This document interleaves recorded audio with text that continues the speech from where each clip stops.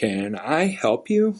Hi, I'm checking in, and I gotta tell you, wow, this lobby is amazing. So many sights, sounds, and amenities. I really feel like I'm at home. Yeah, you're in my living room, dude.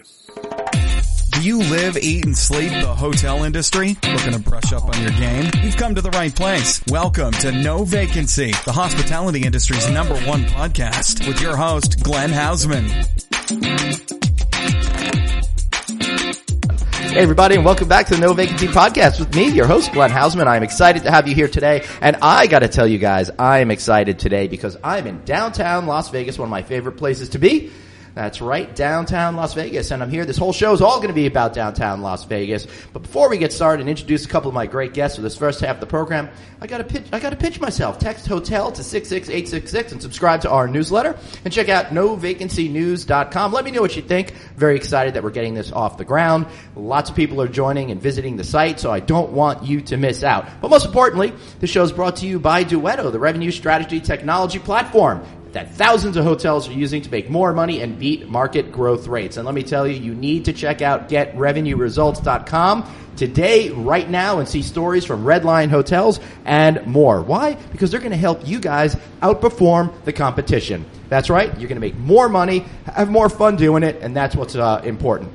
And while you guys are making more money, how about sponsoring me? Check out patreon.com/novacancy and, throw me a few shekels. This show's free for you. You might as well do that. And also, I'm a proud sponsor of the Click Conference on March 8th and use the no vacancy code to register. Go to CLIconference.com. It's all about California, the 5th largest hotel market in the country. Well, 5th largest hotel market in the world. I mean, economy. God, this downtown Las Vegas thing is really getting to me so early in the morning. I think I need a little more coffee. All right, let's get down to the nitty-gritty. Let's get this show on the road. I'm joined today by Justin Kingsley Hall, the executive chef here at the kitchen at Atomic in downtown Las Vegas. How are you, sir? I'm doing wonderful, Glenn. Thank you. Really great to have you here. And also, Corey Nyman is back from the Nyman Group. Hello, sir. Good morning to you, sir. Welcome back to town. I am very excited to be here and be talking with you guys today. So we are coming at you from the kitchen at Atomic in downtown Las Vegas. A little strange to be at a restaurant, when we're recording this first thing in the morning before everything happens. But Justin, you're a guy that just came here, and you're working, what'd you say, 100 hours a week over here so far? It goes back and forth, but, it's definitely something that starts early in the morning and ends late at night, especially being on Fremont Street. So, my getting home is around anywhere from 1 a.m. or 4 a.m. in the morning. Oh, that's rough. I'm getting old, Justin, so I'm falling asleep at 9:30, 10 o'clock at night when I'm home, so it's really sad. I'm starting to finally, at this point in my life, appreciate the early bird specials at 4:30 p.m. It's good. I time it with taking my medication and all of that kind of good stuff. All right, we're not quite there yet. Oh, boy. I know, Corey. I'm in rare form today. Well, it's good to see you again. Rare form, you're in normal form. It's like... good point. Always a pleasure, Glenn. It's good. No, seriously, it's great having you back. And, obviously with everything going on in town and, the time of year that it is with its, CES here in Las Vegas, and it's just the weather. I mean, just the new year. There's a lot of good things happening here in 18. There certainly is, and it's really nice to be talking to you again in a great positive space. Who would have thought that Las Vegas, well, I know you guys would have thought it, would be breaking records in terms of people coming, and they're spending more money, and things are doing great, except on maybe the casino floor. It's funny, though, because we've been on this great upswing for so long. Right. And, obviously, we have our downswings, but there's things that are happening, and as well as I do, and we can all talk about this, that so many hotel companies and hospitality companies had held on to their money and weren't spending. And, whether you believe in the economy or government, whatever you want to go, whatever direction, but Vegas is hot. Vegas is hot right now because you have the convention center expansion. You have what Mandalay did to their convention center. You have what Aura is doing in their convention center. You have the nights here. You have all the conventions. I mean, we are setting record numbers here in town. I mean, we just crested, I think, 44 million visitors last year. And so, there was a quote, I was reading something for the Governor Sandoval said the other day. He's like, we don't want to be beat again ever by another city for your convention. And that's obviously going directly at Chicago, New Orleans, Orlando, etc. And Vegas should be your number one destination. Well, I feel like it always goes back between Vegas and Orlando and Vegas for the number one destination. But the amount of convention center development that's been happening here over the last couple of years really puts, Orange County out there and Orlando in a lot more tougher position. Plus, I think that people just like being here in Las Vegas. And the one thing that people don't talk about is it's less expensive to do an event here in Las Vegas, which is a big part of what's happening. Sure, and I think it goes back to the idea of what are your laid-in costs and what are your hidden costs. Obviously, you're going to have your union labor for time to time and your convention centers, and you're going to have other things, but to fly here is easy. You've got 150,000 roughly hotel rooms that you can use. I mean, you've got obviously Airbnbs. Not this week. Not this week. Yeah. The city is completely sold out. Totally sold out. It's so sold out. In fact, I'm at a hotel that's about 10 miles off the strip. But it's like it's here, and we have that that idea of an urban sprawl and the idea of maximizing convention centers, and we've still got more capacity on the airport. Then look off strip. I mean, great example. Look what Red Rock Resorts is doing. Obviously, they've got Red Rock and with the changes there, but the changes to Palace Station, $40 million in there, Palms, all the things are happening. And we do have that capacity. Obviously, there has to be a point where it's going to stop, but we have the ability to add arenas, we have the ability to add concert venues, we had restaurants, etc. The question is going to be when's that density, really cross itself on the chart. Well, that's a crazy thing because in the entire time I've been in the hotel business, 20 plus years now, which is frightening to say, but they've always said there's no way Vegas could absorb more hotel room capacity, right? Oh, with 100,000 rooms, it's never going to get bigger. It's now 50% bigger than that. That's pretty crazy. Justin, how long have you been in Las Vegas? What have you witnessed in your time here? I think it's about 6 years. 6 years now that I've been in Las Vegas, living first in Henderson and now downtown Las Vegas. And for me, it's been a huge expansion all over the place. Being somebody that lives downtown and watching downtown grow in general has been eye-opening. You talk about living down here just 3-4 years ago, and half of downtown you wouldn't walk through. Right. Yeah, I still wouldn't, but that's because I'm extremely lazy. Has nothing to do with the quality of it. But yeah, I feel like since things like the Life is Beautiful festival has come here and Derek Stevens took over the D Hotel, it really galvanized stuff. Not to forget about the whole Zappos headquarters and all of that kind of stuff, which has been a main part to kick it off. But what was life like 6 years ago when you first moved downtown here, and what is it like now in the broad strokes? 6 years ago for me, downtown, it was very confined. As far as wanting to go eat, to drink, you had very few locations that you were going to. I felt like everything was just under the Fremont Street Experience canopy, and if you walked a block off of it, it was there was either nothing there or extremely dangerous or lots of sketchy stores. Well, no, that's definitely true. When I was first brought down here and started kind of entertaining, it was Downtown Cocktail Room and La Tie. Those were, as far as Fremont West coming across the boulevard, that's two places that I kind of went to. But as far as passing the El Cortez, I remember cops on horseback every weekend, and then being, you don't want to walk down there. And it wasn't until you started seeing a few people push some things and Atomic Liquors opening up that actually was that gap, that there was no street lights, but they were down there, they were open, they were doing something new. And you had to take that risk to be like, okay, well, I'm going to walk down there. I'm going to take some friends, but I'm going down. Yeah, it seems like at this point the two areas have connected itself seamlessly because we're here at 10th and Fremont, and it looks like it's just a straight shot of all of these places that have opened up in the last few years. But my feeling is it's not really just for tourists looking for a, less expensive experience than on the main strip, but really the place that the entire Las Vegas community is coming together to eat, drink, and have a good time. No, definitely. I think, there's interesting people like, the SLS that wanted to push to be a locals casino and kind of center for entertainment.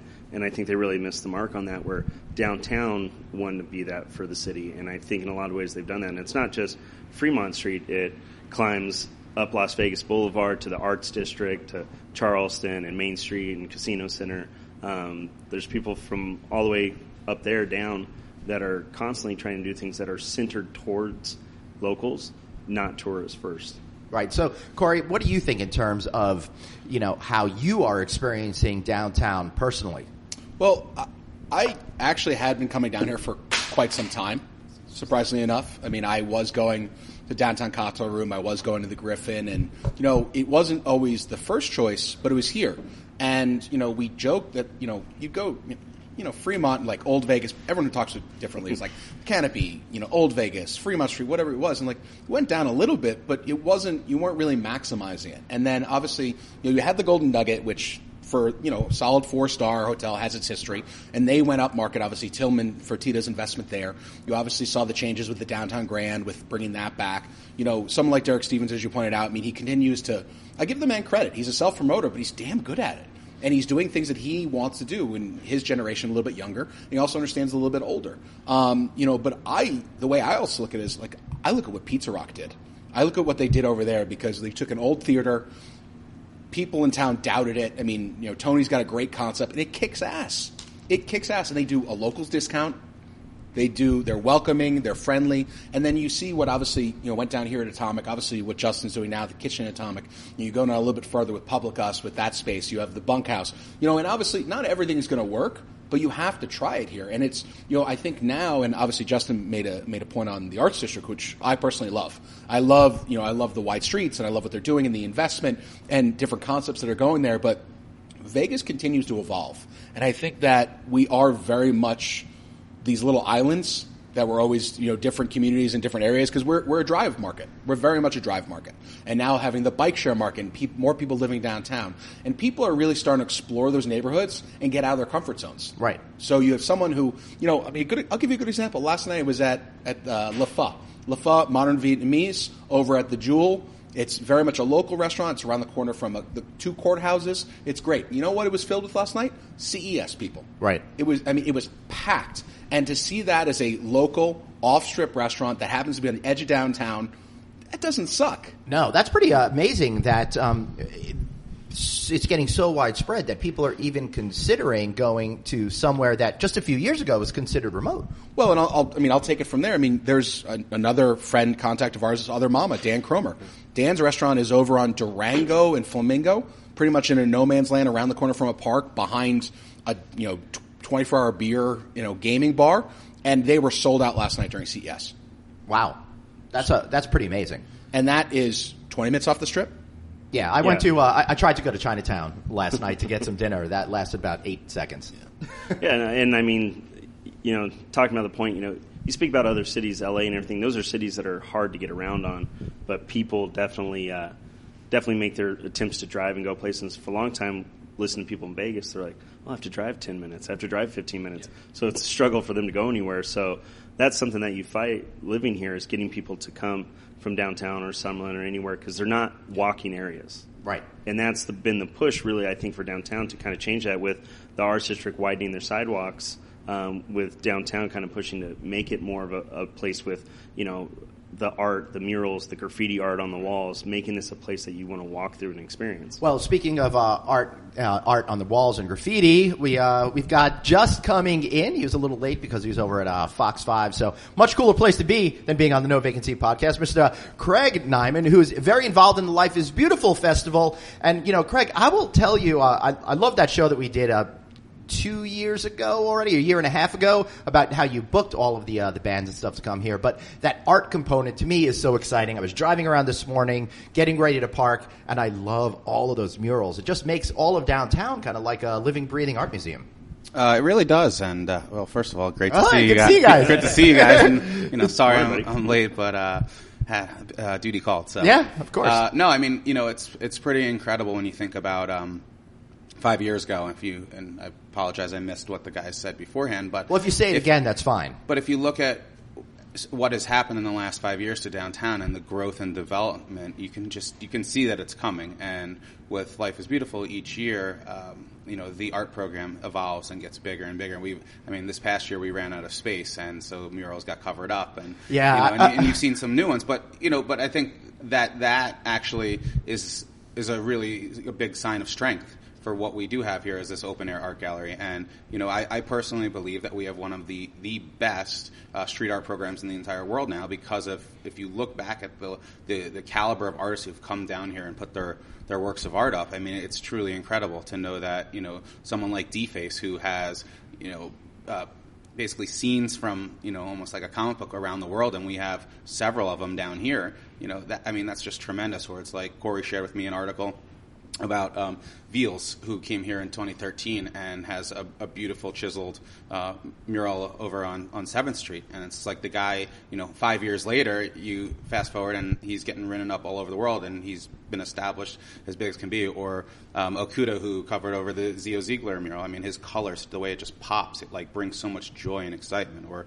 if you came during the festival, Meow Wolf did the Art Motel this year, and those guys actually just announced plans for a full-time museum that they're going to build in Denver, and I know they're working on some other plans that I don't know if they've been announced. But I mean, you look at the quality of artists in the program, and just like for us, the other 362 days a year, when I drive downtown, and Justin and Corey, like you drive around, you see it, like it makes you smile. It's a sense of pride of the community. Yeah, I mean, it's just so much fun and so cool. How do you engage all of these, well-known artists or up-and-comers to participate in the Life is Beautiful Festival, which is every September? Every September. Well, the Chief Experience Officer, Ryan Doherty, and our art curator, Charlotte Dutois of Just Kids, they really work year-round on trying to put together the best, the biggest and the best collection of street artists, muralists, installations that can come down to the festival. And I believe that, Ryan's done a great job each year of elevating the program and really taking it to the next level, where it's like last year we saw a lot more installations and interactive pieces than we've done in the past. And so I think that when you go into 2018 and having talked to him, some of the stuff he's working on, I mean, it's going to be, truly incredible. And you're starting to see murals actually go outside the footprint, like the Plaza has a couple. There's one on the Fremont Street Experience parking garage now. So you're starting to really see us each year, push further and further out in the community. Right. I guess, number one, the area that people like to enjoy is expanding, and you're, as you said, running out of walls, right? Yeah, running out of walls, which is, it makes it, an art gallery, open air art gallery that you want to come back and see what's new. Yeah, Justin, do you think that like the art program like that gets people to wander down and discover places like the Kitchen at Atomic? I think it definitely does. I mean, you look at where some of the art is, and it's not, a main busy street. It's a side street that you walk down that takes you to the next busy street, that takes you to the next spot. So all these things are this kind of collective work with everybody to kind of, support business, to support art, to support a community, which I think so many people believe, and even a lot of people like myself living in Las Vegas didn't believe that there was much of a community until recently. I think Route 91 was one of the big surprises to that, for me, changed my view completely, that there is a community here, and it's a lot stronger than some cities. Could you share what Route 91 is? Concert, annual concert, country concert. It was across from Mandalay Bay. Oh, right, yeah. Right. I didn't remember the name of it. Let's just move on. We already talked about that in the last podcast with these guys, and this is just a very positive podcast. All right, so tell me a little bit, Corey, about how food and beverage is also adding to the market down here. Well, I think, something that when listening to Craig and Justin talk, something I think that's really helped us in having a lot of locals here and really doing a significant thing that is kind of in the periphery is the impact of ride sharing.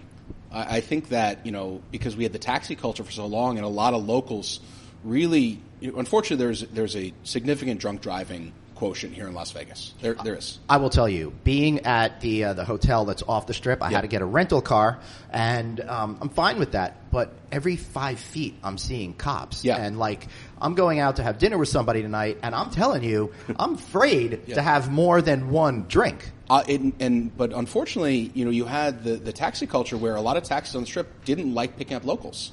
And because they would go so far correct, away, and they couldn't get another ride. Right. And then also, there's still an additional charge for a credit card, which just doesn't make sense. But so you have some of these ride-sharing companies who came in, and I know plenty of people that just do not drive at night, who are locals who would never go downtown, maybe live in Southern Highlands, Mountain's Edge, Summerlin, and now I don't have to drive, I don't have to worry about parking. And now when you have the additional parking charges that are down here, you have the different additional parking charges on the Strip, I really believe some of these ride-sharing companies, whether the Lyft and the Uber, are changing the face of our city for the better. That's a fascinating concept because you're not the first one to say this to me. I've actually seen it, and I've experienced it with all of my local friends. They prefer just taking the Lyft or Uber. It's not all that expensive, and they know that they're going to be safe and secure throughout the night. And think about it this way. Before we had ride sharing, which was tough, it came, it went away, it came back, to where Corey and I, the part of town that we live in, if you could get a taxi to drive you out that way, to get just from the Strip home would be a minimum of $40, where an Uber, you're going to get between $17 and $20 right now. Right, because $40, you got to go both ways. That's a lot of money before you even spend $1 at some of these overpriced casino bars.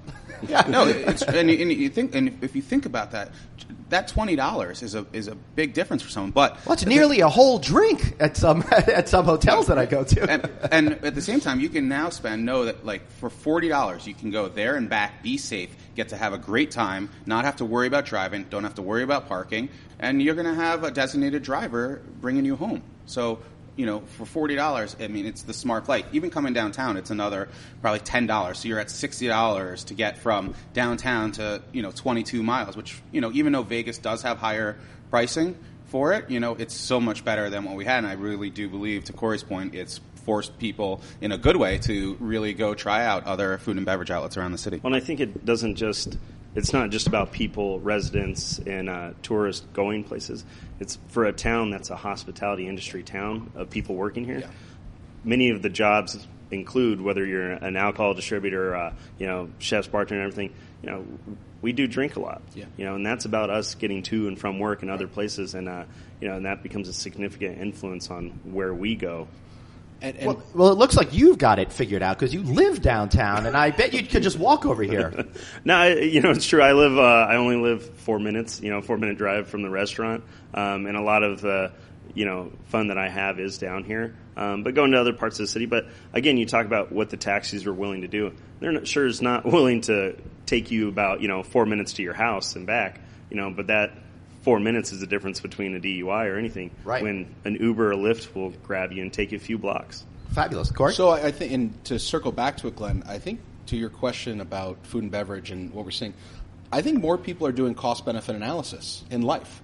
And they're doing cost-benefit analysis in food and beverage decisions where, okay. I like how you're tying that all together. Very like impressive. Yeah, good move. So I think that people are saying, listen, I can go to the Strip and, we can go have a great meal, but I can go downtown, I can do my thing. I can, pay, a certain fee. I'm not, I'm building the cost of the Uber into my night. And you're like, oh, I know what I'm spending, or I know what my willingness to spend is. So like, hey, I understand, like, if I'm going down there, it's already cost me X. I can go get X at this restaurant. I'm going to have this fun, and then I can leave.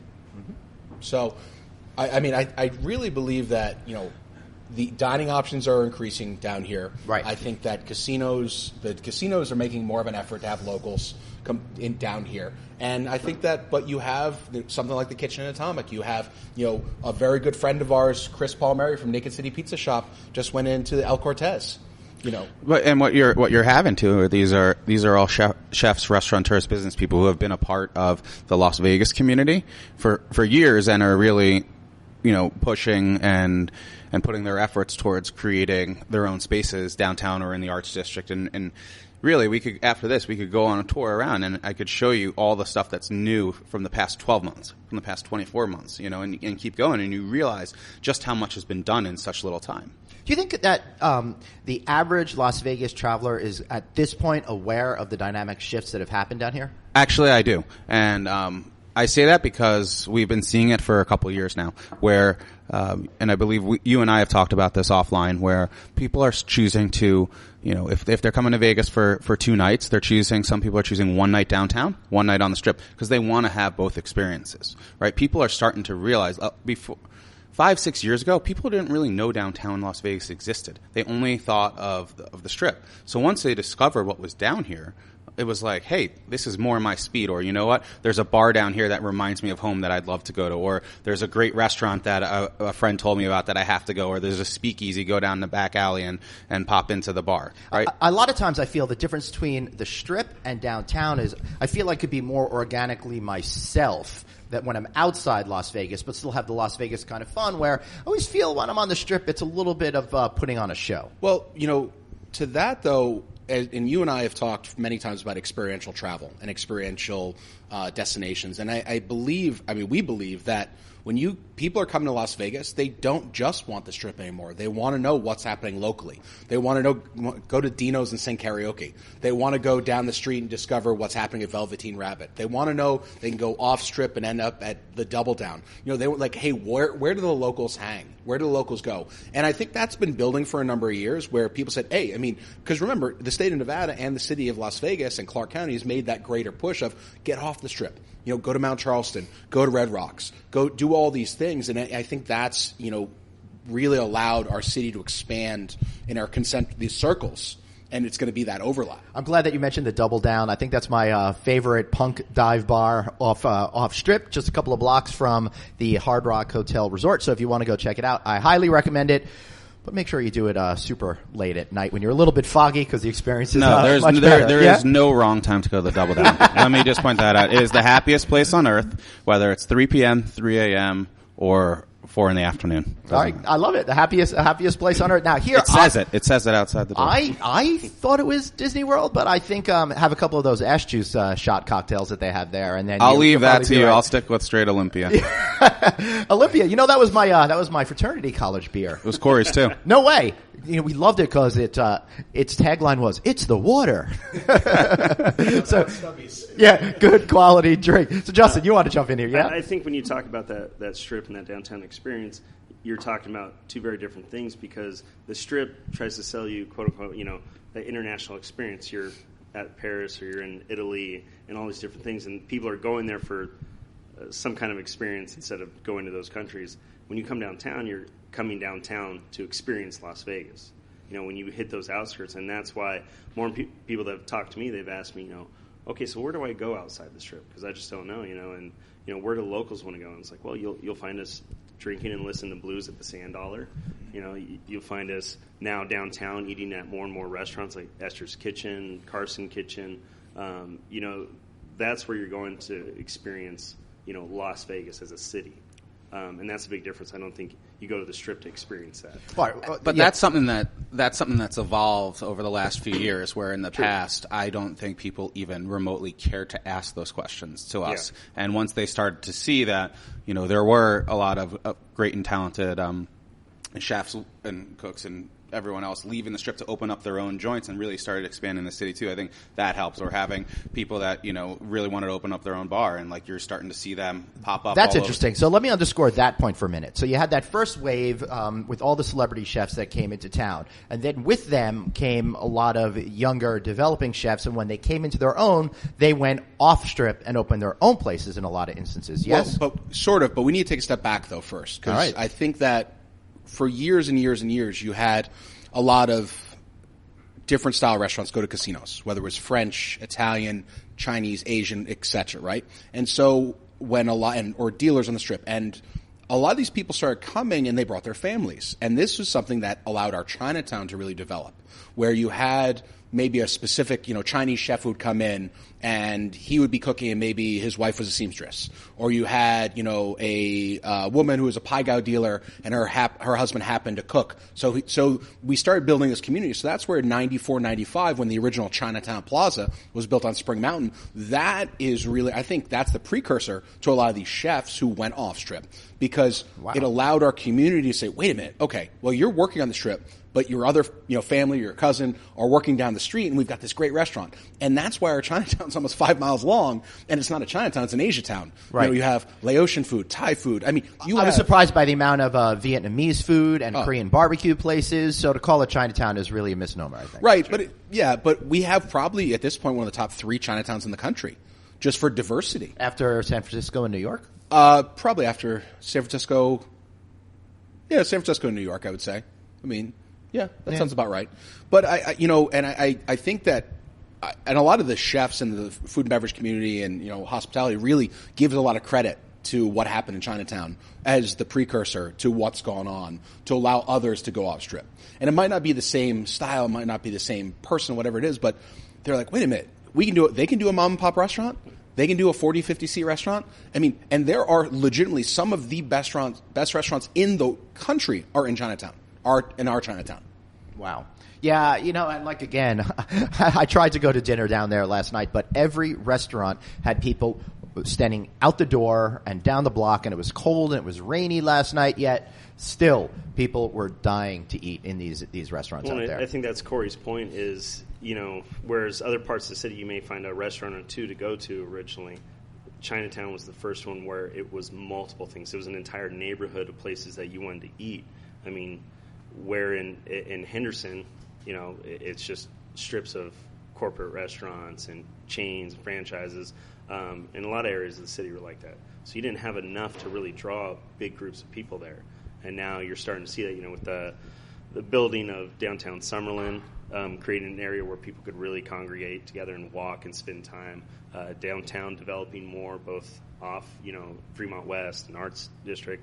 You know, there's a lot of different things now, different options to keep you in an area rather than you just went there for one thing and left. Right. You know, I'd be remiss if we didn't talk a little bit about, you know, your restaurant here, the kitchen at Atomic. You know, I'm having such a great time talking about all of this other stuff, but I do want to talk about your food and how it plays into the trends that you find that are important. So let's start by talking a little bit about what the focus of your food here is. And I already could see, as far as booze goes, man, you've got so many stuff. Ooh, Japanese whiskeys, nice. I like that. Lots of bourbons and brandies and cognacs and all sorts of great stuff on this menu. But what about the food?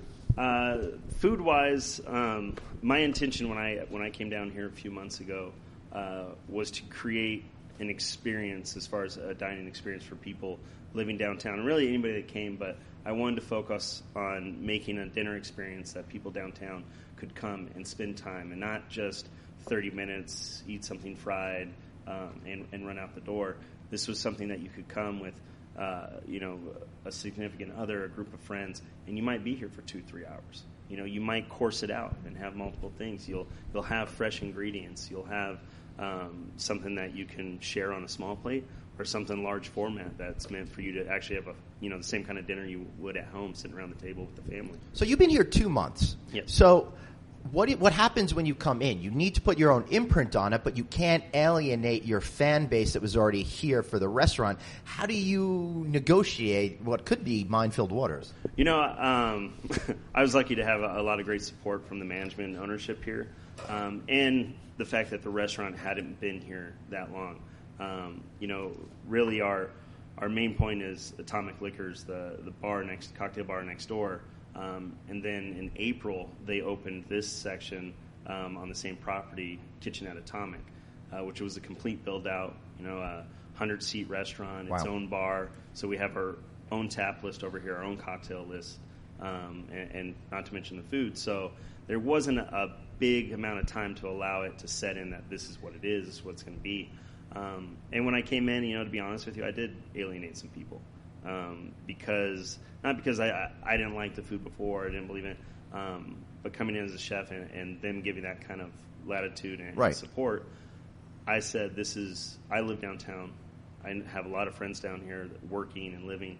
This is something we want to see. So what is it that people want to see in the food that you're delivering? They want something, cleaner. They want something that people are caring about where they source or how they make it.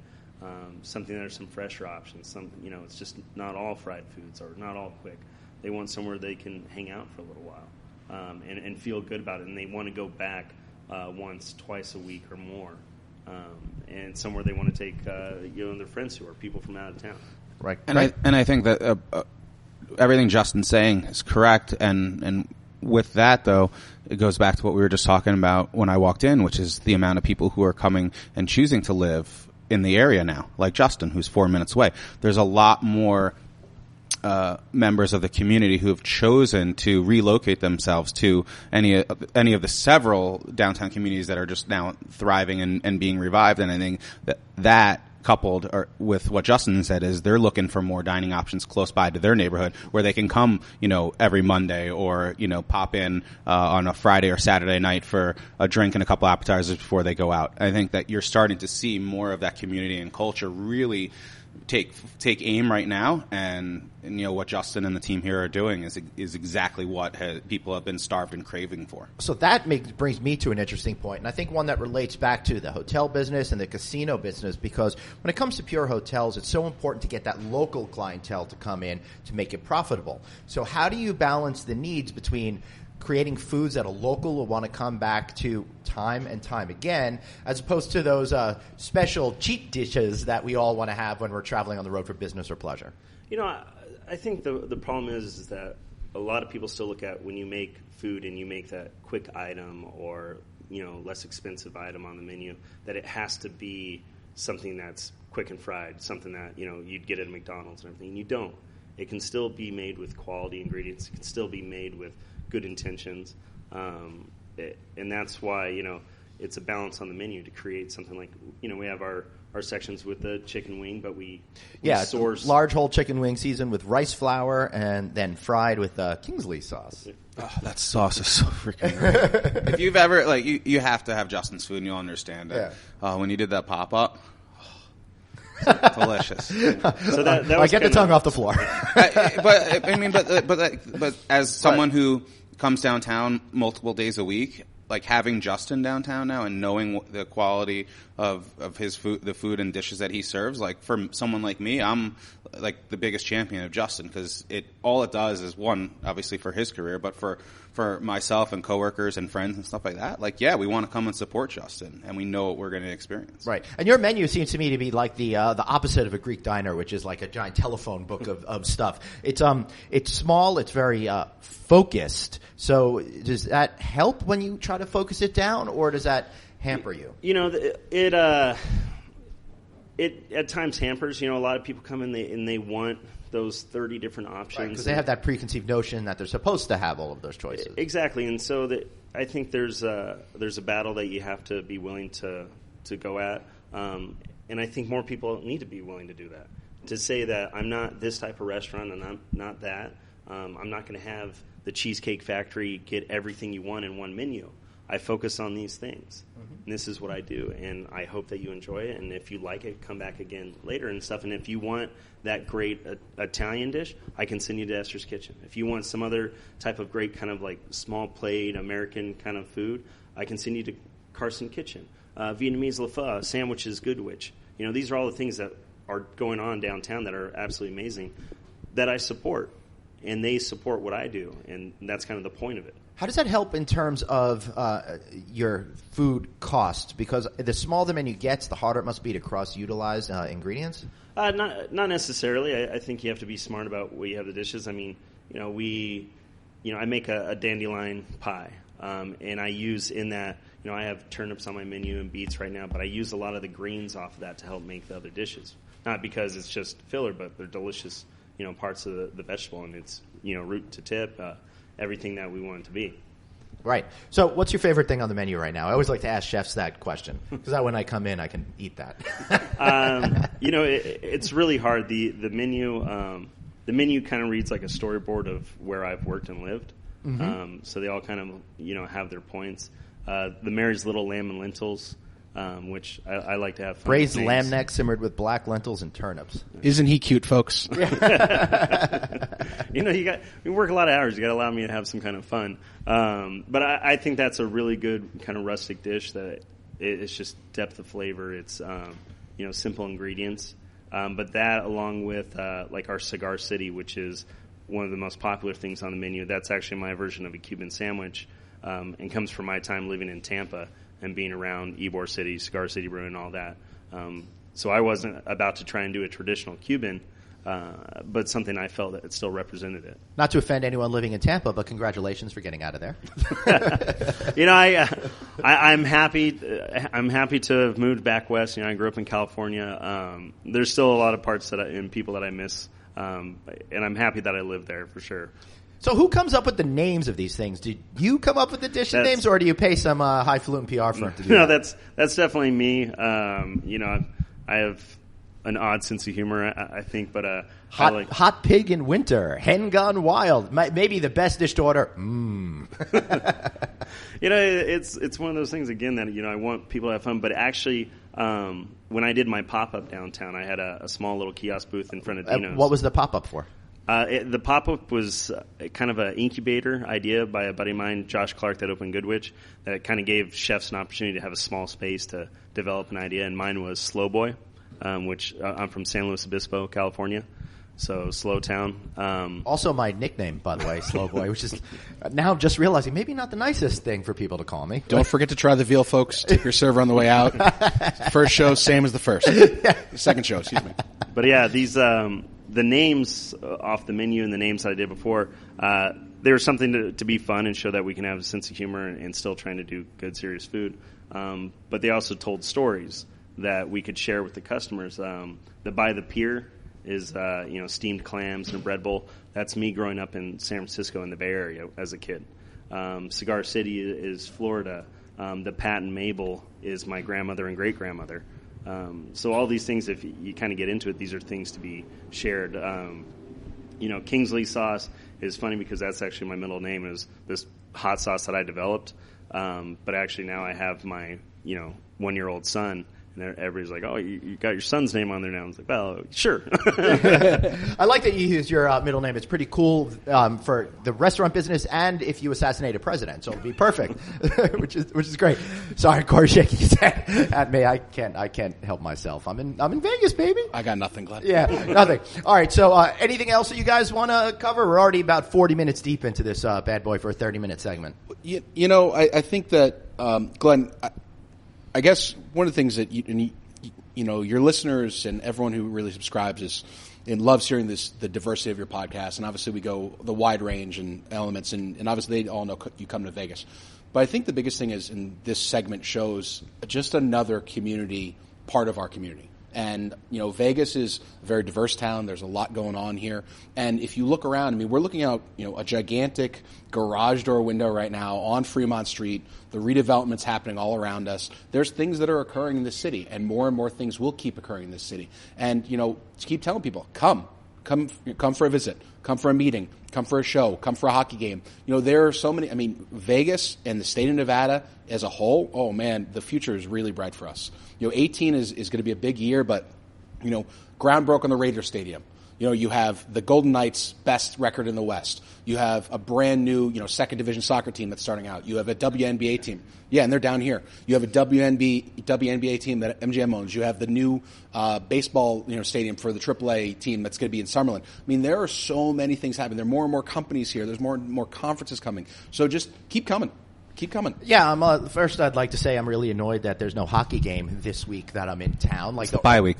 They've been playing well enough. They've earned it. All right. Well, yeah. Well, good for them. Not good for me. Hey, we beat the Rangers.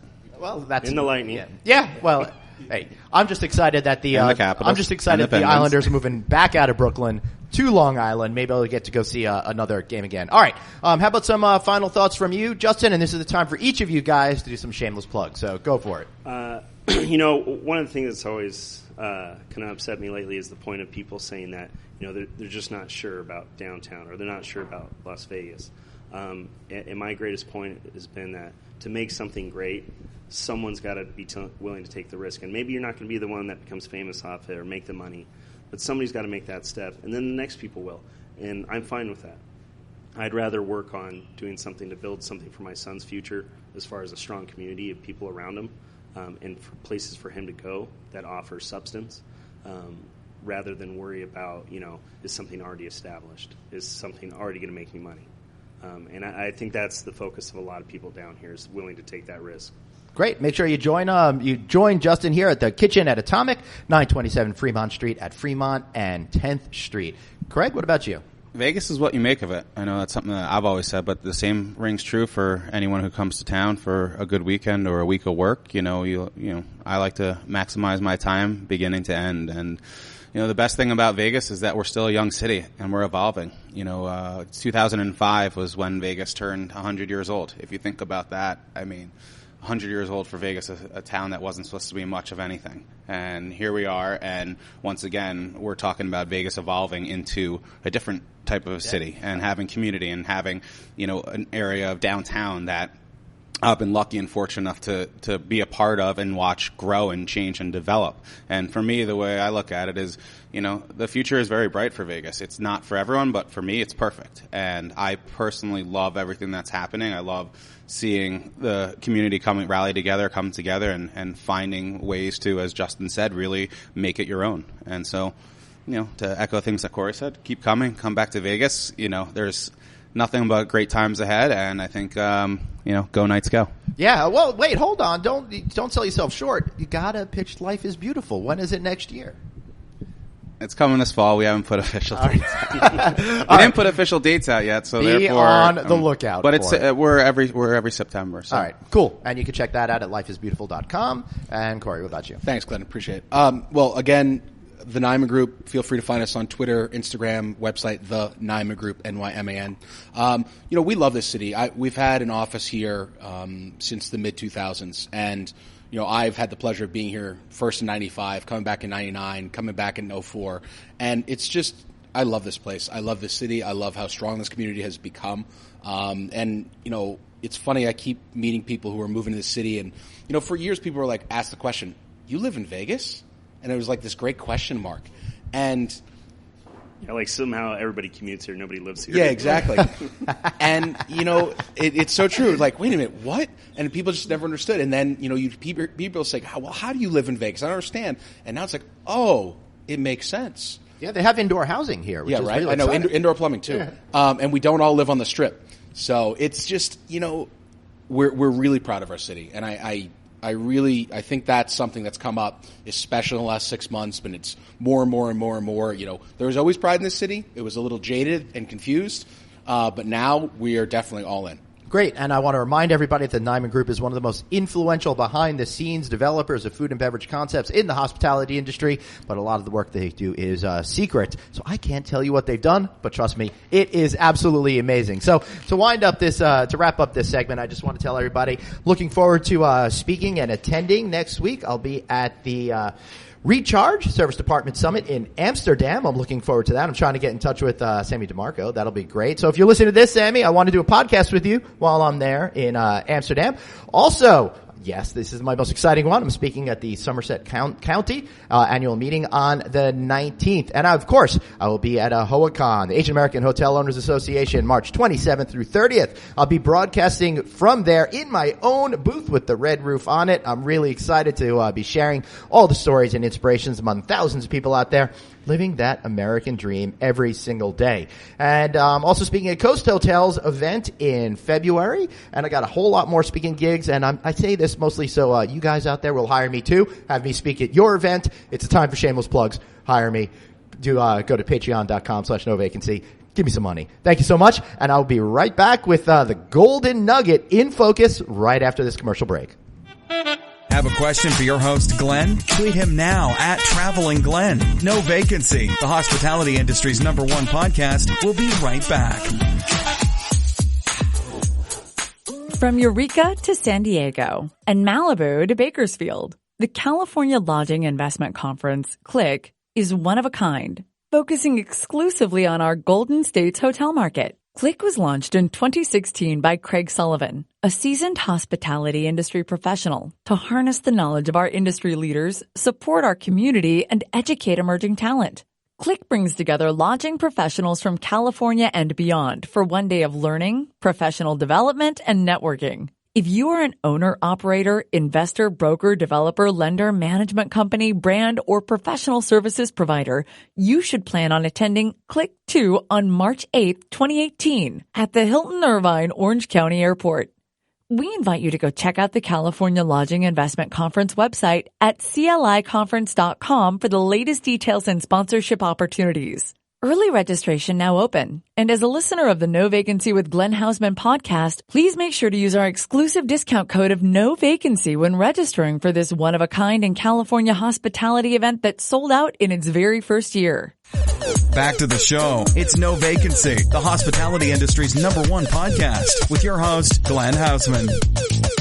All right, so this is pretty cool. I'm in the Golden Nugget, and I'm not just hanging out down on the casino floor. I'm up in the executive offices, which is pretty cool. And I'm hoping to get through this whole interview before security comes in, kicks me out when they realize what a troublemaker I am. But I love the Golden Nugget. It's a fun property. I'm excited to have Cindy O'Keefe, who's the senior vice president and assistant general manager here. Cindy, how are you? Hi, Glenn. Doing great today. Thank you. Great. We're loving the week and having CES here in town. Yeah, really not a good choice for me to come here this week because I could not find a hotel basically in all of Las Vegas. I think I'm staying in a hotel in California because the city is so sold out. You said just before we got on the microphone, CES is amazing this year. I'd love to hear a little bit more about what it means to the city and how it's different this year than it's been in the past few years, maybe. Thank you. Great question. Yeah, I just like jumping right into it. Definitely. So CES probably it has been the best we've seen in the past 3 years here at the Golden Nugget. Can't really speak for the city. All that I can tell you is that when the strip fills, we love it, because they love downtown from that point on as well. And we've got a great offering here at the Golden Nugget, but most importantly, rates have been great, occupancies have been great, and they've got some new cool things, with all the AI that's out. I don't know about you, but I've got more than one Alexa in my house. Well, and, I will tell you, Cindy, I was very suspicious of the whole Alexa thing, right? I don't need more people spying on me and stuff like that. Not that I'm a tinfoil hat kind of guy, but as an older Gen Xer, I'm starting to get a little concerned about that technology thing and where it's coming in our lives. But I did someone a favor this year, and as a holiday gift, they sent me an Echo, and I put it in the kitchen, and within 24 hours, I was addicted to it, and I don't know how I lived without it. I know. I'm the same way. Yeah. When you walk in the room, you can tell the lights to come on, set the timer. If you're wanting to hear a certain kind of music, absolutely. So there's a lot that they have to talk about with CES this year. Well, I'm glad that it works so well for you, because every time I walk into the kitchen, it just tells me don't open the refrigerator. I love to cook. Yeah. So what does CES mean to Golden Nugget, to you, and the city in general? CES is very important to the Golden Nugget. It helps us in that post New Year's Eve slump of the city. So to have the type and the caliber of a customer that's in, it's not just somebody coming in, sleeping in your rooms, going to a show and that's it, but our restaurants are full, the shows, all of that up and down the strip. It's really a great group for us to have to start every new year out. And I'm very superstitious. I like to make my numbers every year, and January starts it off. Yeah, I understand. From what I've learned, I'm very fortunate to have some, friends that are in executive positions throughout the town. And one of the common themes that they have is CES followed by the Super Bowl into March Madness really sets the tenor for the whole year. And it really does. If you don't hit that first quarter, you start to panic. You're absolutely correct. You never know what the summer's going to be like. The Q4, depending upon how the calendar falls, where you're ending with NFR, just like we had this past year, was a little bit different because NFR typically is that very first weekend in December. This year, based on the fact that a Friday wasn't on the first day of the month, it fell a week later. So it's really it gets closer to holidays. You have a little bit more creativity you have to come up with in filling your rooms. But so yes, Q1, you got to bank that money well ahead of time to make sure you're set for the rest of the year. Now, I happen to I feel badly for you guys struggling in December because everybody's holiday focused and not Vegas focused, but I always come to an event here pretty much every single year at that time of year. Actually, I've stayed here at the hotel for that particular event a couple times, and I really liked how quiet it was down here. You can get around a little bit easier. It's completely the opposite of what's happening down here this week. So, yes. Overall, it's amazing to me because Las Vegas, it's every time you think you can't get more people here, more people seem to come. How have you seen it? You said you've been here before we got on mic since 1994. That is correct. Things have changed so radically since drastically. then. I mean, even when I came here in 94, I was a little skeptical. I'd been in the business for 16 years in Nashville at Opryland Hotel, so I saw that property. I don't know if that's great or I'm sorry to hear that. That is one of the most That is the craziest hotel. It's huge, right? So It's the biggest hotel I've ever been in. You kept thinking there's going to be a casino in there because it's so big. Not. No.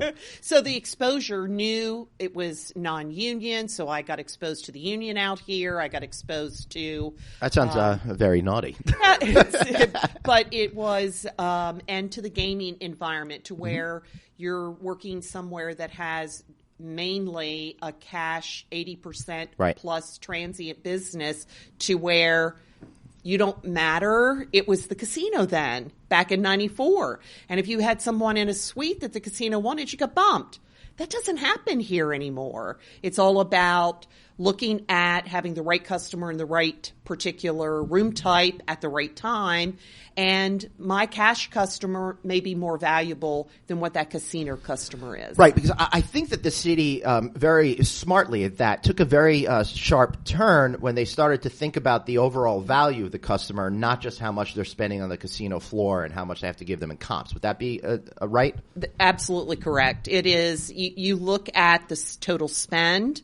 You look at what they're charging to their guest rooms. You're offering more added values to get them in and attract them. It's not you've got a large percentage, especially here at the Golden Nugget, that is more of a cash-driven customer versus a casino comp customer. And we love that mix. The casino fills us on the weekends, and our cash customers fill us midweek. Yeah, and one of the things that is in the first half of this podcast that the listeners just heard, because I did a show with some downtown people, including the chef Kitchen at Atomic, and a couple of friends, like one of the guys who books the Life is Beautiful Festival music acts, and an insider F&B guy. And what was interesting to me is how they talk about these issues and how much has changed from their perspective as well in terms of this particular market. So 1994, right? You get here. Might as well have been a completely different universe than what you see now. Oh, totally. Maybe you could just frame a little bit about what it was like, because I saw Modern Las Vegas really taking off at about 97. That's correct. You had Mirage. You had, I guess, Excalibur had opened and a couple of other properties had opened, but you didn't have Venetian Palazzo. You didn't have Bellagio. You didn't. You didn't have this modern The Hilton era. was the convention hotel at the time. I think you could still sense that Elvis was in the building at some point back then. It was so recent, definitely right? could. The Elvis elevator was still there. In fact, they were just as I was walking into the building back in 94, they were building 3 of the top villas, which we had never had in this city, was over at the Hilton. A lot of people didn't realize that before all of these mega properties capitalized on the villas and the expanded meeting space. So it was pretty exciting, and it was an eye-opener from someone that had spent their time in Nashville, Tennessee at Opryland Hotel. Right. Well, very much an eye-opener, but difficult for you to get good barbecue, which must have been very concerning to you at the time. Yes, it was. I love barbecue. I love Nashville. And Nashville is such an incredible city, and I encourage all of you listeners to check back on podcasts where we've done stuff on Nashville. It is so exciting. It's so vibrant and so amazing. Even like Fairfield by Marriott's have rooftop bars there now, yes, they do. Which is unbelievable. They're copying Las Vegas. I know. We've got a great thing going out here. Well, you do have a great thing going out here, and I've always seen, now some of my friends will disagree with me. I've always seen Las Vegas as a hive of hospitality innovation, where they'll try to tell me they take ideas from other places and it just comes into its own here. What do you think is happening down here? You have one of the cities within a very small footprint with some of the most just creative and drivers within the hospitality industry that are not matched in any other city, whether it's New York or Chicago. I think they pale in comparison. You've got real trend makers, and I mean, you look at Wynn, who's putting Alexas in all of the guest rooms. Right. I mean, who else, out of the box, right? It's really inspiring to see the true leaders of this city and what they've come up with over the course of, since 1994 of what it's been fantastic for me. I had no desire to ever move to Las Vegas. And when I saw what the city was on the verge of when I first moved out here, I thought, this is amazing to be in this city at this particular time, to actually see all of the development, the expansions of the convention center, and looking at all of these great hotels that have come up. It's absolutely amazing. They are business drivers. This is the city that sets the pace for everybody else. Yeah, I'm glad that you agree with me. Again, I'm really glad when anyone agrees with me. Although I am offended that you think that there's more innovation here than in New York. As a New Yorker, I'm going to take false umbrage at that right now. But it is true. This city is just so interesting and great to me, and not afraid to fail with new ideas. That is so true. Which is interesting, because I think if you look at it on the surface, it seems like everybody always knows what they're doing. But there's a lot of experimentation that happens. There's a lot of things that go on. Is there something that you think is like pretty cool that's happened in the world of innovation over the last 25 years? Yeah, I mean, I think that when it comes to innovation, it's also making sure that you balance that customer expectation and not lose sight of not everybody wants to communicate through a device. So you really have the fine line and a balance, especially with a property with the demographic that we have, that tends to lean on a more mature audience and customer base than maybe what some of the newer up-and-coming millennial attracted particular properties are. But most importantly is that you've got to find that fine balance. So you can't just go full steam ahead and think all of your customers are going to go in that direction. You really have to find a balance nowadays. And that's the tricky part, and a common theme that I seem to talk about a lot, either on this program or in keynote speeches that I do around the country. It's all about how are you able to accommodate the technology, but still tell a great story that connects viscerally with the customer, and then follow that up with great, hopefully personalized type of service. Of course. And it's always going to be a challenge in our business. It's like, the best thing is to be able to text somebody when you need something. Not everybody wants to do that. No, as a matter of fact, one of your competitors on the Strip Uptown just did a deal with Ivy, which is a texting service. So you text something and it automatically comes back. I happen to know some of the guys that run that company, so kudos to them. So that seems to be an interesting strategy, because it connects you better with the guest that may not have reached out to you at all, would have just kept a concern or a question to themselves. Of course. And then, of course, you've got the people that have things to do and places to go.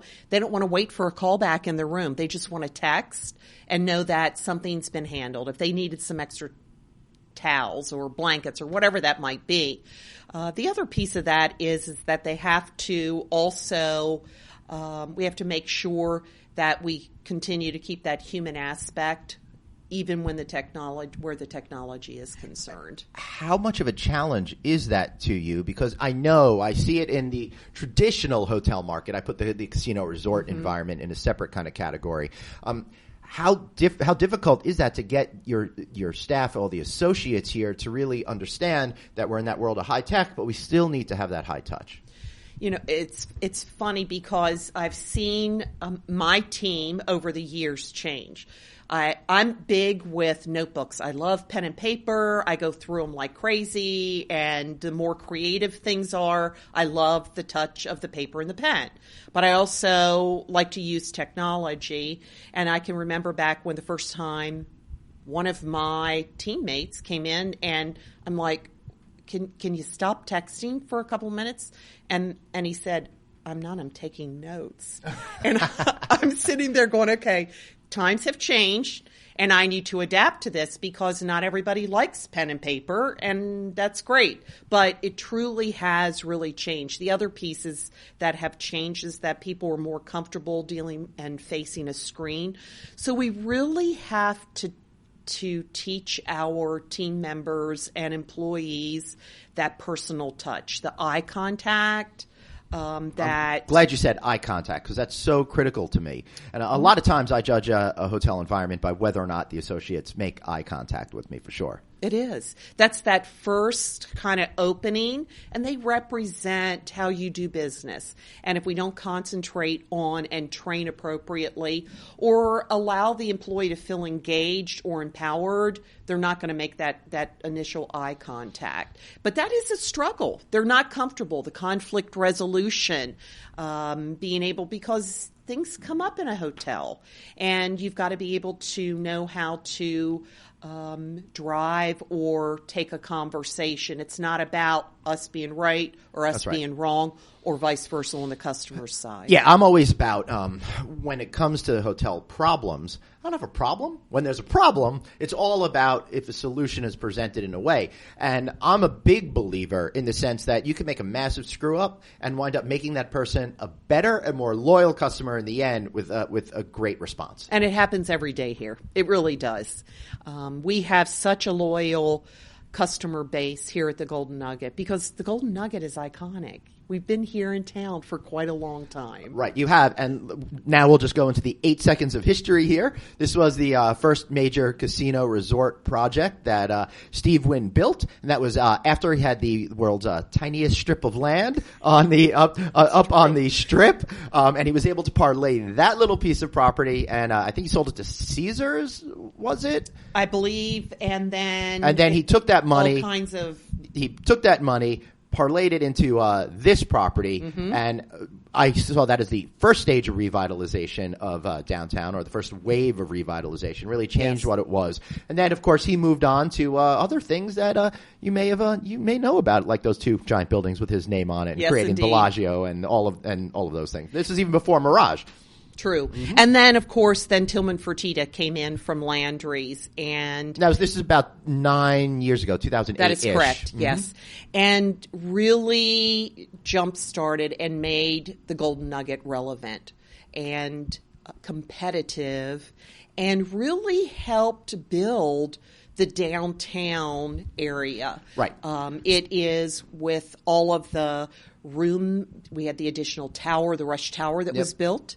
All of the rooms have been renovated. If you look at the public areas, the casino, the front desk, it's not that it was a bad look, but it was very timed and dated. Right. Let's just say classic. Of course it was. Right? Kind of like classic. How tiny rooms in real estate are cozy. This was classic, right? Yes. But when he came in and bought it, to me, that was a pretty significant move, because at that point it seemed in the consumer consciousness that downtown was extremely irrelevant and kind of dead, because it seemed all the action was always going to be, down south on the strip. That's correct. I mean, what a visionary to think, okay, this is where I'm coming in, and look at the property today and how it looks and how we operate. It's that's a brilliant business move. It really was.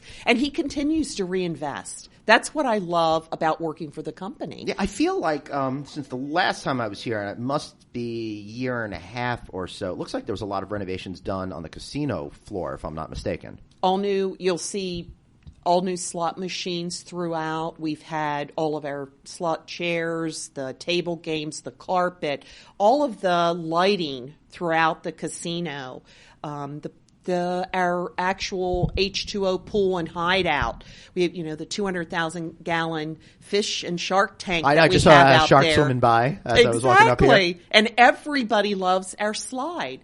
Again, well, it's one of the top 10 pools in Vegas in all these articles. A lot of times near the top of the list, as a matter of fact. It sure is, yes. And then, of course, we've got our convention space.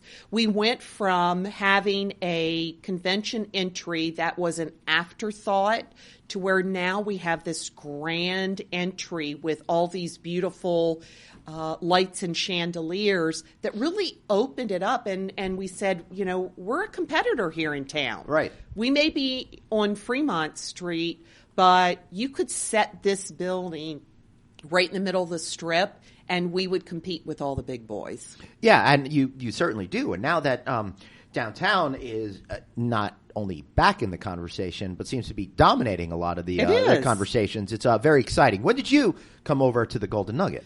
I've been here since it'll be 4 years in June. Oh, wow. So when I walked in the door, the Gold Tower was being renovated. We've gone into the Carson Tower.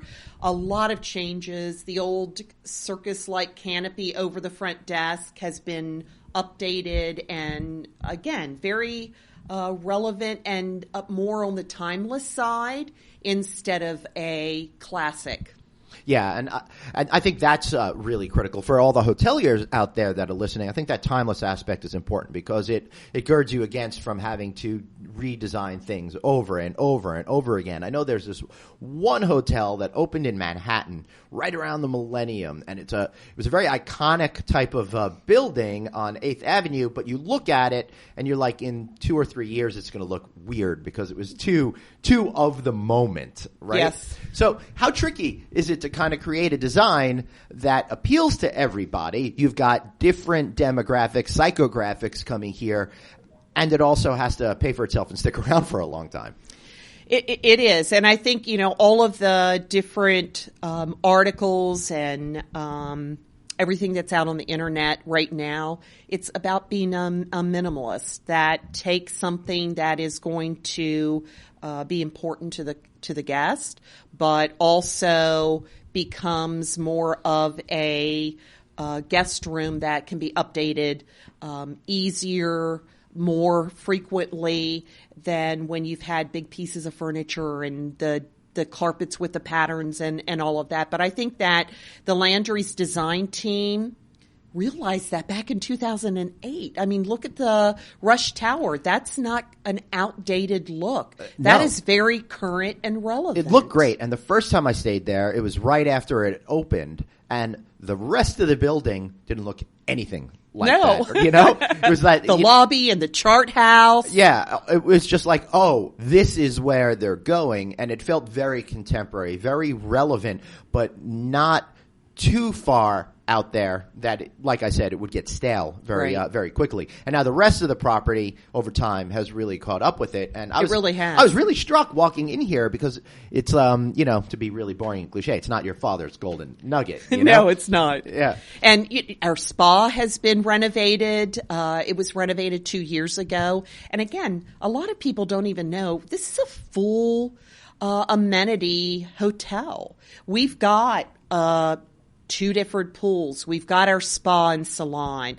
We've got all of the restaurants that you could ever imagine that you would want to eat at, from Italian to your neighborhood claim jumpers that we have for our coffee shop and our in-room dining. So we have a lot of really great restaurants. I mean, Vic and Anthony's, they're like the #1 steakhouse all the time on TripAdvisor in the city. So we're very fortunate to be owned by a restaurant company, and how much has been invested back into the Golden Nugget to keep it relevant. And that helps with the visitation and driving downtown. And of course, we love our next door neighbors, the D, and all of our partners at Fremont Street Experience as well. First, I love Red, the sushi sake joint that you have, yes, which is great. But to follow up on that, in terms of the neighbors, I feel like it's, other than the fact you're all bonded by having to pay for the Fremont Street Experience together, you all have a vested interest in being successful. And to me, it's very much like that cluster effect. The more that properties get renovated and reinvented, the more it pulls a lot of people down, and everybody could share in the wealth and excitement that's happening down here. It is. It's you're still competitive, but very much it is more of a neighborhood feel of helping each other out. How can we reinforce each other's business? How can we drive more business as a whole to downtown Las Vegas? So do you do a lot of then partnering with folks to get everybody interested in coming downtown as a concept before trying to get them individually to stay in your property? Of course, I can't speak for the other properties, but I know that with the meetings that we attend for Fremont Street Experience, all of the partners with the experience do meet on a weekly basis. Do you ever get tired of hearing "Bye Bye, Miss American Pie"? No.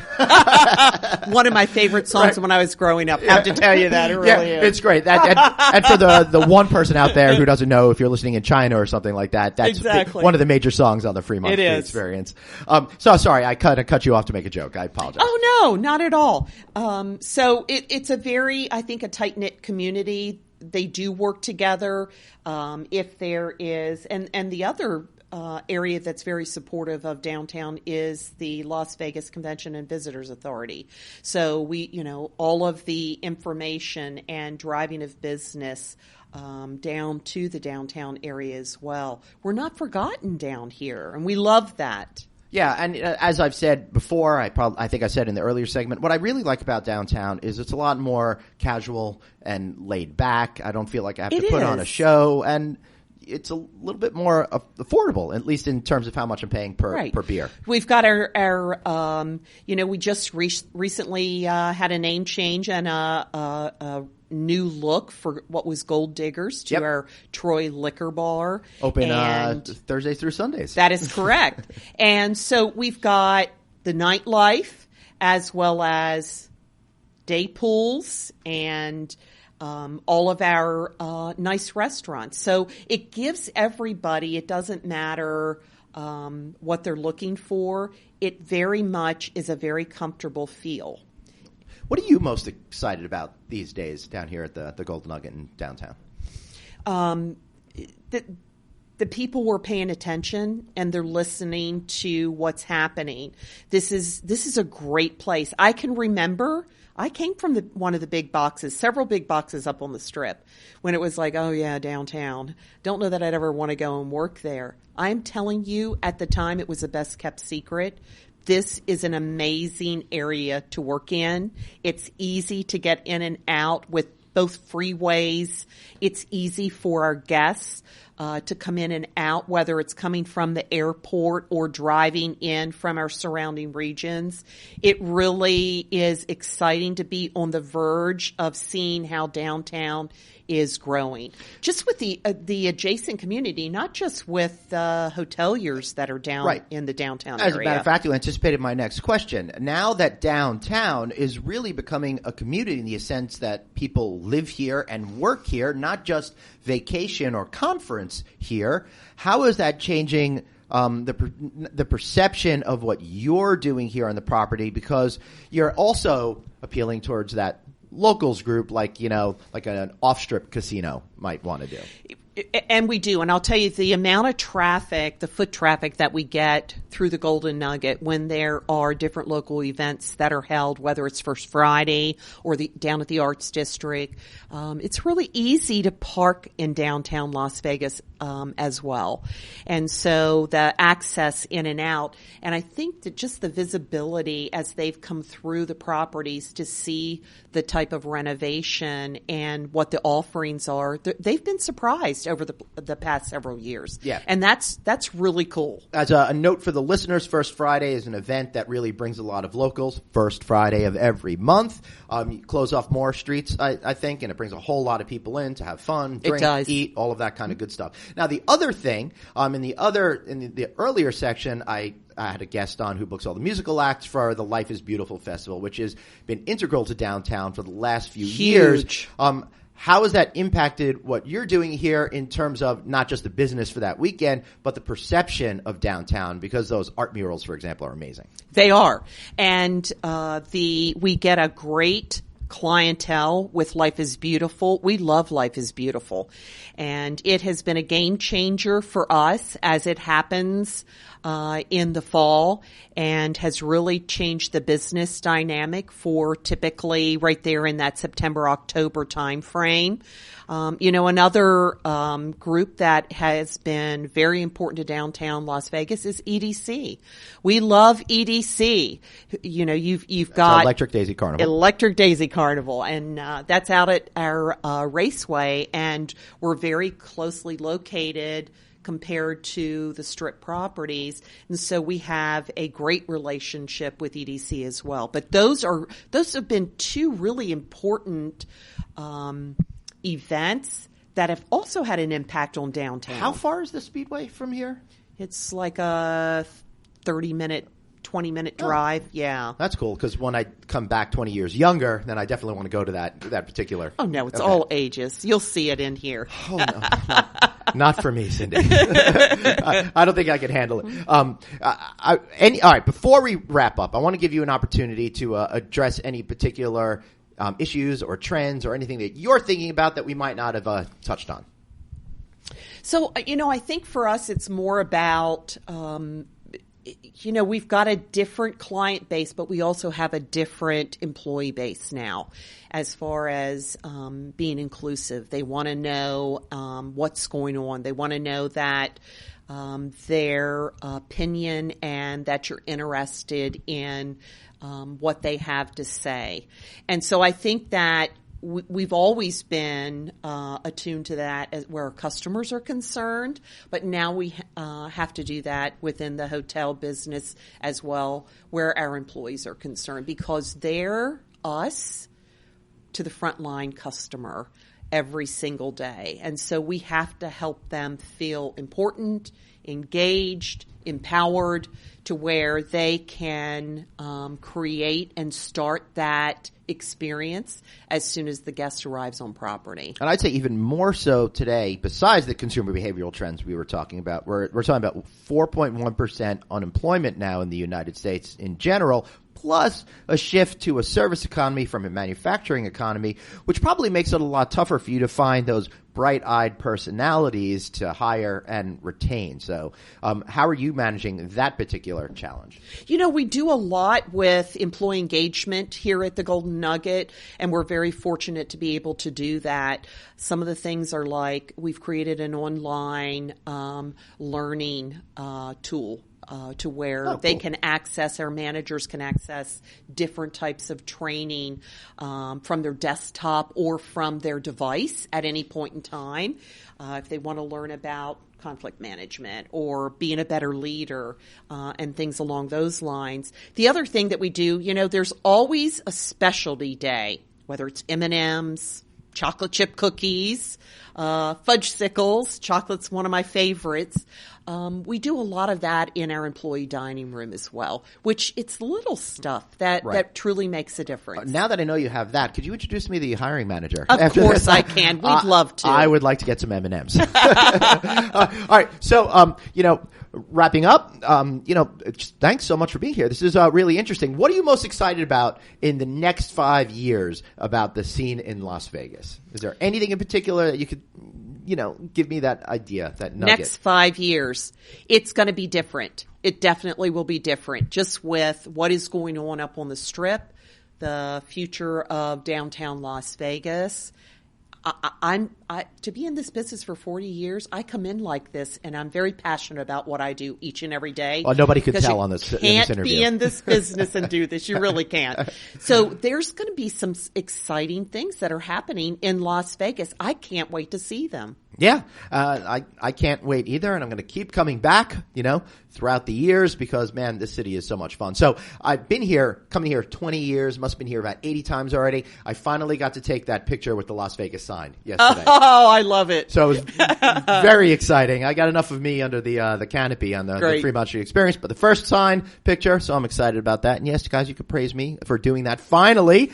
Glenn, at Traveling Glenn on Instagram and Twitter. All right, how about some shameless plugs for the Golden Nugget before we wrap up? Oh, of course. So we've got, with our wonderful Vic and Anthony's, we always have our wine dinners at Vic and Anthony's. So go out on our Vic and Anthony's website and make sure you're taking a look at that. And then, of course, we've got as of Super Bowl weekend, we've got our wonderful H2O and Hideout pool that opens from now and until the end of October. So a lot of great things that are happening. We're getting ready for World Market towards the end of the month. We've got great convention space.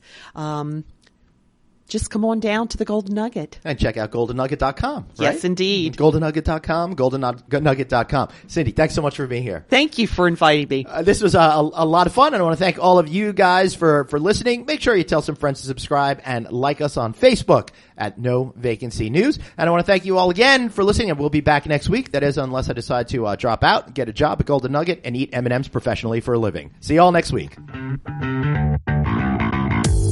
Thanks so much for listening to No Vacancy, the hospitality industry's #1 podcast with your host, Glenn Hausman, online at rouse.media, on Twitter at Traveling Glenn, and on Facebook.com/Glenn.Hausman. We'll catch you next time.